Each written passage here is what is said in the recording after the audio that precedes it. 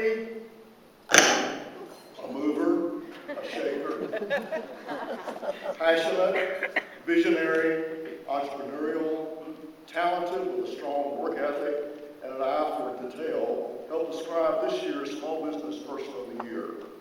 He is no stranger to collaboration and negotiation. In fact, to get along as the youngest of 8 children, he had to learn to stand his ground and argue for what he felt was right. He was reared in a family where family means something. He was very popular in high school where he loved to sing and was known to be involved in some plays and some character acting. While preparing to go to college, his dad died unexpectedly, and he delayed going to college for 1 year, staying home and driving an ambulance to help support his mother. This young man went to NC State and earned his Bachelor of Science degree in agricultural education. But his passions led him to work with fellow students and trying to improve the lot of all students. He led efforts to reduce the prices of date tickets for students' dates at athletic events. He also lobbied for better seating at those same events. He dabbled in land development by convincing the new chancellor, John Tyler Caldwell, that State College needed to build a 12-house fraternity road that provided housing for some 500 students. In addition to all this, he was president of the freshman class, vice president of the sophomore class, vice president of the student government his junior year, president of student government his senior year, and was elected the permanent president of the NC State's class of 1960, and in 1960 was named the most distinguished graduate of the School of Education. He left Raleigh and began pursuing his passion for law. As a Babcock Scholar, he earned his Juris Doctorate at Wake Forest University's School of Law. While at Wake Forest, he was elected president of the Student Bar Association and was named Wake Forest Law Review. He was admitted to the bar in 1963. His passion for law and public involvement did not stop in Winston-Salem. He served in the North Carolina Senate from 1971 to 1974, as chair of the North Carolina Advisory Budget Commission from 1977 to 1981, and as mayor of Charlotte for 2 terms from 1979 to 1983. As the senior managing partner of his law firm, he has built his reputation as going the extra mile for his clients and for the citizens of Lincoln County. He has been recognized as the outstanding alumnus by North Carolina State University and by Wake Forest University.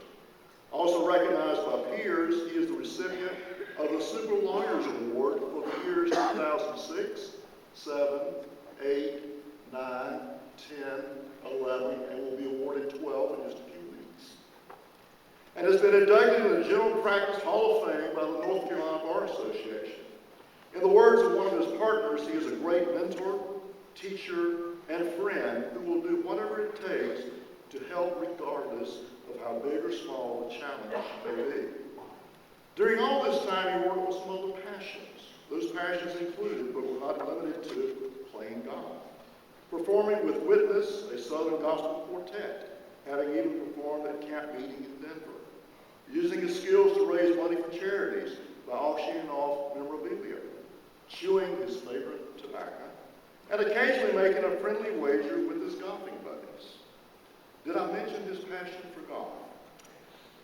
Well, in the mid-1990s, he started looking for land to develop as a golf course. Some 22 miles from downtown Charlotte was Lincoln County, the home county for some of his ancestors, where he found property, some 500 plus acres in East Lincoln County, owned by a retired principal from Kings Mountain. Remember earlier when I said that he learned how to negotiate? Well, this year's winter and the then owner, Mr. Fred Withers, agreed to a price with but a handshake. That handshake has led to the development of one of North Carolina's finest golf courses, Lincoln County's first planned use subdivision with over 270 occupied homes, with plans for more homes, and an increase in Lincoln County's tax base by over $125 million. Yet the impact on schools and other government needs have remained low. This community and golf course employs over 50 people, most of whom are Lincoln County residents. The addition of this community has greatly enhanced the quality of life for Lincoln County and has helped in recruiting business and industry to the county. Throughout his life, he has been a leader, but his best work just may be his vision to create this award-winning community on the quiet west side of Lake Norman. Remember his concerns for others.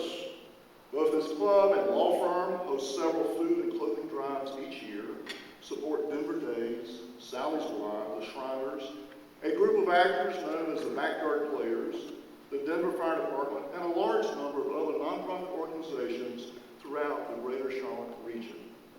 The Lincoln and Lincoln County Chamber and Lincoln County are most fortunate to honor this brother, husband, father, grandfather, business partner, fellow alumnus, and friend. Please help me recognize Hayden Edward Knox.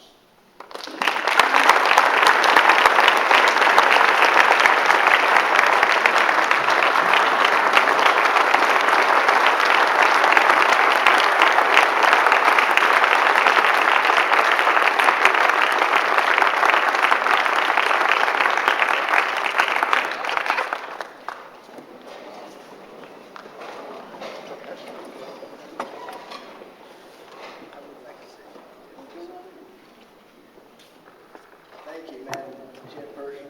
Ladies and gentlemen, I'm standing here after seeing Shirley get an award as Woman of the Year and hearing about my friend Bo and what he meant to this county.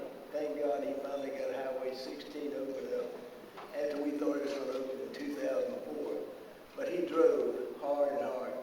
You know, when I came over to Lincoln County, I wasn't sure how I'd be received. Someone said that I might be a foreigner right after Allen Brothers and one of your own, and I introduced liquor by the drink. Well, I did a little background search, and Thomas Wolfe said you can't go home, but he never said you could not go back where all your grandpeople live. And I ran back and found out the Knoxes, the Barkleys, and the Thompsons, all from this county. And my family lived just on the other side of the Catawba River. And my grandfather fought in the war, the Revolutionary War, right here in the square of Lincoln County. So I'm home, and you've made me feel welcome. And for that, I'm eternally grateful. I just want to say one word. My wife, Frances, you can stand now. My son, Scott, Lord, they both deserve this honor more than I do. She plans everything at Bird Village. Scott runs it for me. This is a great honor when you get to do what you want to do. You practice law and you get to play golf, kid. And then you get recognized for it. That's almost more than a man my age can take. And I thank you. We had 27 people in my law office, and a lot of them came tonight, thank God, and 45 people work at the golf course. Y'all stand up because I want you to get credit for this.